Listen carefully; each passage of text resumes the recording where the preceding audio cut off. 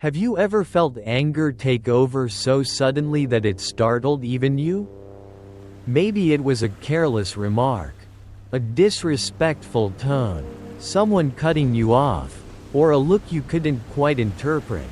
But your mind filled in the blanks, and now you're spiraling.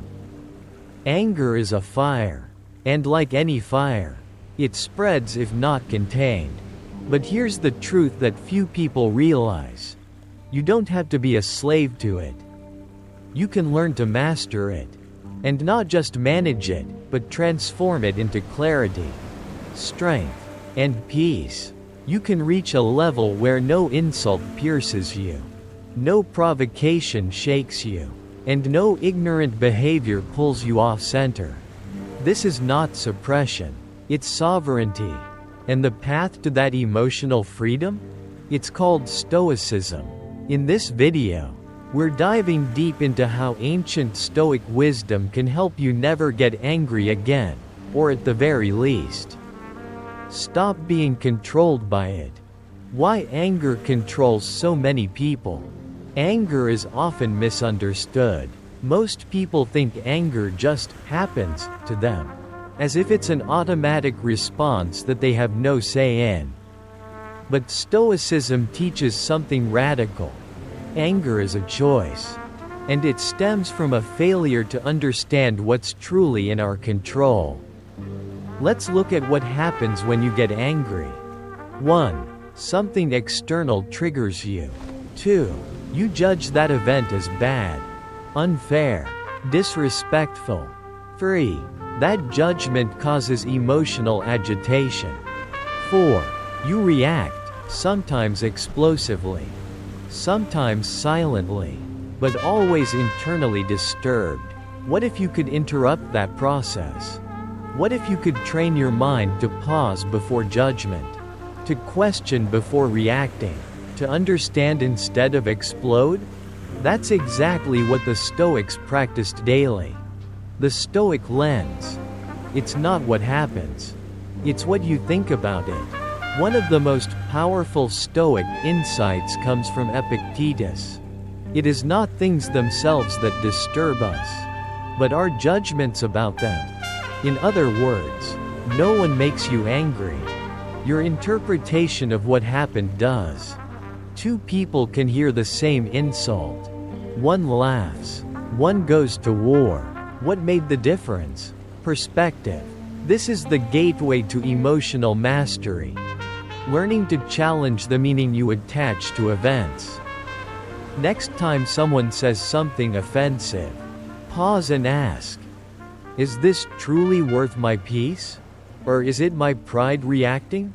In that moment, you reclaim your power, understanding what you can and cannot control. At the core of Stoicism lies the dichotomy of control.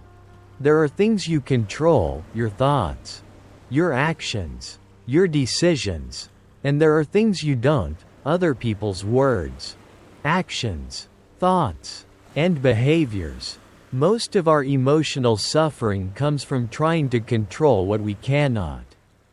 Marcus Aurelius wrote, "You have power over your mind, not outside events. Realize this, and you will find strength." That quote alone is worth repeating every morning. When you truly internalize this idea, you stop getting angry over things you can't change. You start directing your energy inward, where your real power lives. The next time someone is rude, unfair, or disrespectful, ask yourself, can I control their behavior? No. Can I control my response? Yes. And then make a conscious decision. Instead of reacting on autopilot, drop your expectations of others. One of the biggest causes of anger is this. We expect people to behave better than they do. We expect respect, fairness, decency. But Stoicism teaches us not to be surprised by human nature. People will lie. People will be selfish. People will act out of fear, ignorance, and ego. Epictetus says, when someone offends you, Remember that you are complicit in taking offense. It's a tough pill to swallow. But the more you demand perfection from others, the more disappointed and angry you will be. The Stoic learns to see the flaws of others with clarity, not contempt. They expect imperfection, and because of that, they aren't shocked when it shows up. This isn't about being passive. It's about being emotionally prepared. Use every challenge as emotional training. The Stoics treated every frustrating moment as training. Seneca said, "A man is as unhappy as he has convinced himself he is." He also said, "Difficulties strengthen the mind, as labor does the body." Every time someone triggers you, you're being given a golden opportunity, the chance to strengthen your composure, your patience, your resilience. Instead of thinking, "Why is this happening to me?" shift to, "This is my practice. This is my moment to build character." Your difficult boss? Practice patience. Your rude neighbor? Practice empathy. Your judgmental relative? Practice detachment. Every situation can serve your evolution if you let it. The power of the pause. One of the most underrated Stoic tools is the pause. When you feel the spark of anger ignite, pause. That tiny gap between stimulus and response is where your freedom lives. Breathe. Observe. Don't speak. Don't act. Just watch your own reaction unfold like a wave. Most people never pause. They ride the wave without questioning it. But the Stoic lets the wave pass, and then chooses a response. Marcus Aurelius reminded himself, "If you are distressed by anything external, the pain is not due to the thing itself, but to your estimate of it, and this you have the power to revoke at any moment." You don't need to react immediately. You don't owe anyone an instant emotional performance. Hold your stillness. Let your clarity return.